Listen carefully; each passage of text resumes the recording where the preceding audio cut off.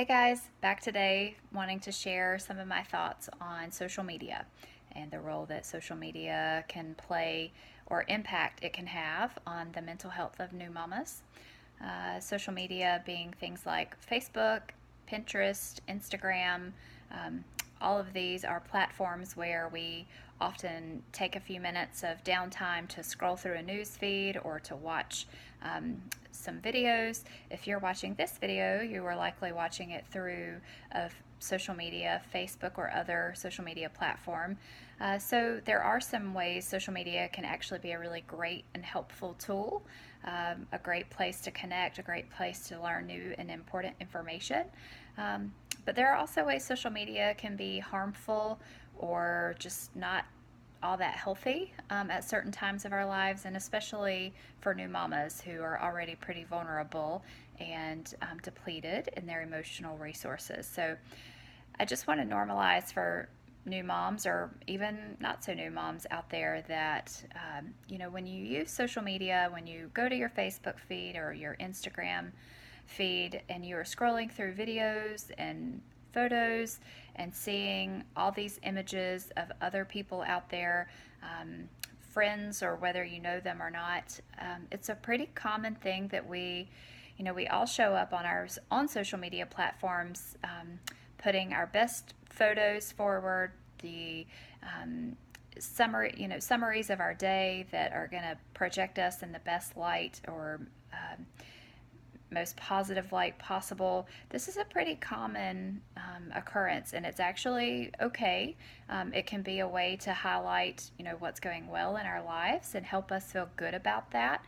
So I'm not knocking that trend. I think that it's totally acceptable to do that, but I think it's twofold. That when we are using social media platforms, that we should do so with a kind of a grain of salt, recognizing that what we're seeing is everyone's best projections of themselves and not necessarily is it representative of real life and their real lives, their true experiences.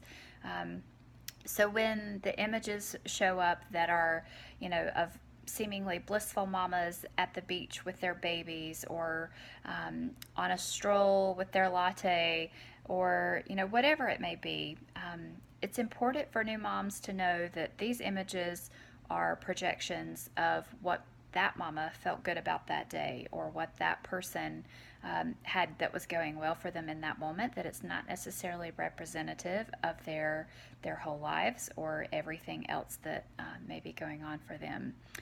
Um, Buying into the belief that everyone else's lives are perfect or seemingly perfect, what's wrong with me? Um, why can't I have that? These are some of the self-talk that tends to come up when we're using social media and we're seeing all these images that look so polished and pretty and perfect. We start to second guess ourselves and start to think that our lives aren't good enough compared to all the lives of folks that we're seeing through social media. And this just isn't the case. This can actually be really harmful for your sense of self-worth and self-esteem. It can make feelings of depression even lower and deeper. It can make feelings of anxiety even sharper. And you feel more of an angst and pressure to measure up, to do more, to be more in your life, when social media is just not the place to get that true factual information about, modeling what our roles should look like. So I just wanted to share those thoughts so that moms out there can know that social media, while it's a great place to hang out, it's a great place to connect, it's not necessarily the place to get the information or the feedback that you need on what being a mom should look like, what being a mom does look like, because it's just not the case. Lives are messy. Lives are sometimes even downright ugly as mamas. It's hard, and that's the stuff that we aren't necessarily putting out there to the world. We don't necessarily want the world to see, and that's okay too. But just know that it's okay when the days are hard. Our lives are not as perfect, seemingly, as Facebook or Instagram or those other social media outlets would tell us that they should be. So give yourself a little, be gracious with yourself, forgiving, the parts of your life that aren't perfect, And if you are struggling to find a little self compassion or acceptance of um, all the beautiful and not so pretty things about your life, and you find that that's bothering you, finding a way to accept what's going well in your life, then give me a call, because I can certainly help support you in that and give you resources and tools to find ways to start looking at your life more realistically and in a more positive light.